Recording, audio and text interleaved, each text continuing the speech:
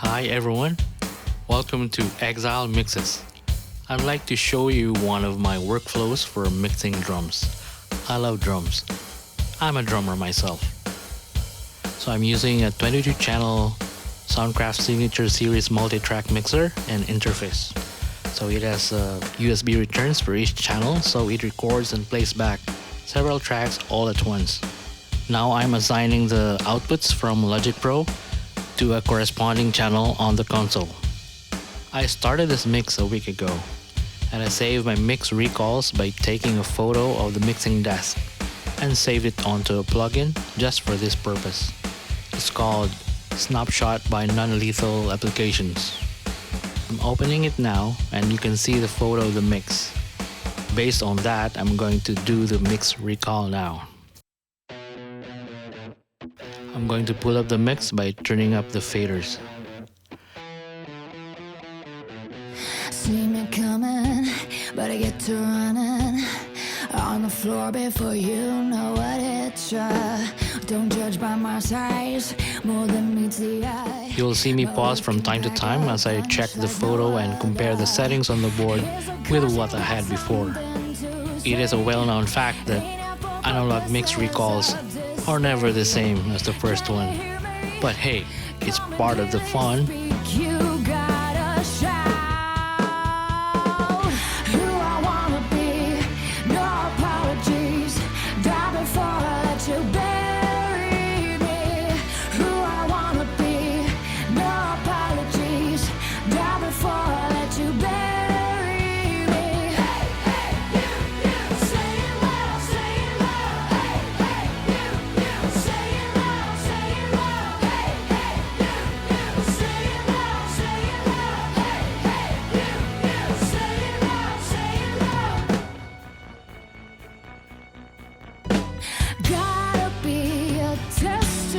I'm using the EQs on the board instead of using the plugins in Logic Pro, as you can see here.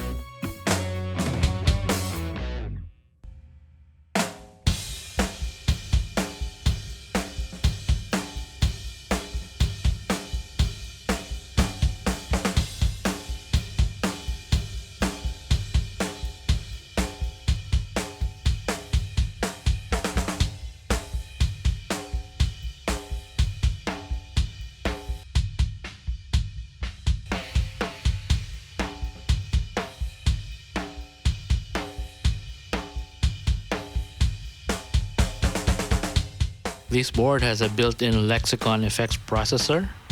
It has two banks, one for each effects send. Each of the effects sends are mixed to taste by fader on the board.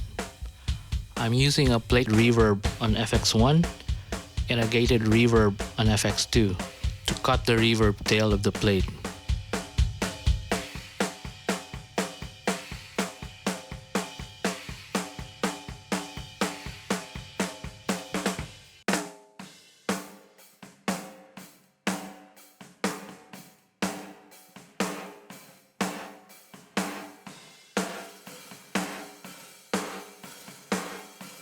The result is a gunshot sounding snare sound, which I love.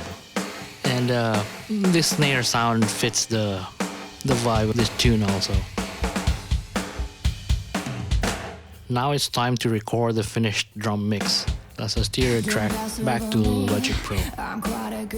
One secret to add saturation and more level to the mix is to route every track to groups 3 and 4 and mix it in with the master fader.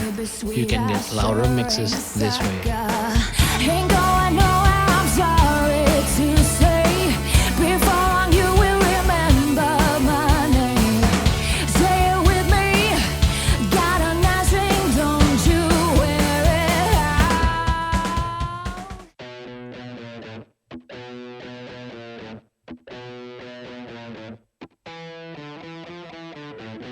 See me coming, but I get to running on the floor before you know what it's.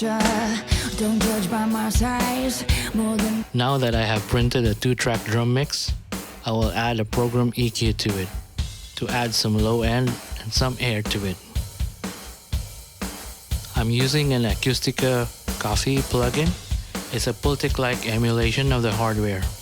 One unique feature of this type of EQ is you can boost and attenuate one low-end frequency at the same time to create a bump at the crossover point and give the low end a nice kick.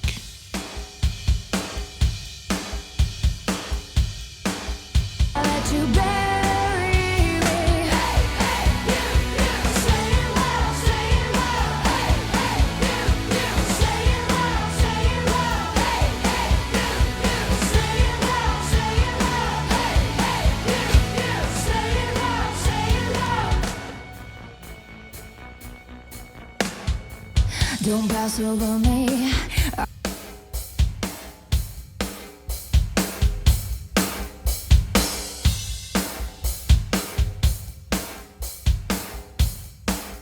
Now I'm going to apply bus compression.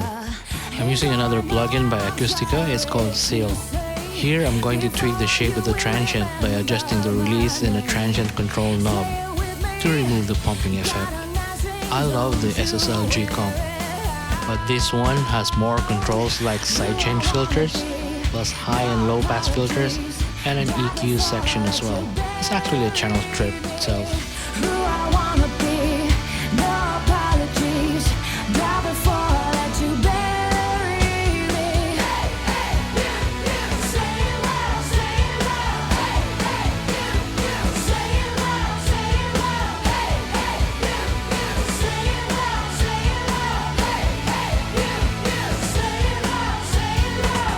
Now you'll hear the mastered version and see the rest of Matt Starr's amazing session in the studio. Just to see what I'm made of. Underestimation's fuel for my fire.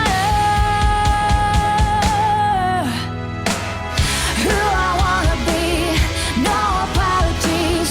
Die before I let you bury me. Who I wanna be, no apologies. Die before I let you bury me. Who I wanna be, no apologies. Die before I let you bury me. Who I wanna be, no apologies. Die before I let you bury me. Hey, hey, you, say it loud, say it loud. Hey, hey, you, say it loud, say it loud. Hey, hey, you, say it loud, say it loud. Hey, hey, you, say it loud, say it loud. Hey, hey, you, say it loud, say it loud. Hey, hey, you, say it loud, say it loud. Hey, hey, you, say it loud, say it loud. Hey, hey, you, say it loud, say it loud.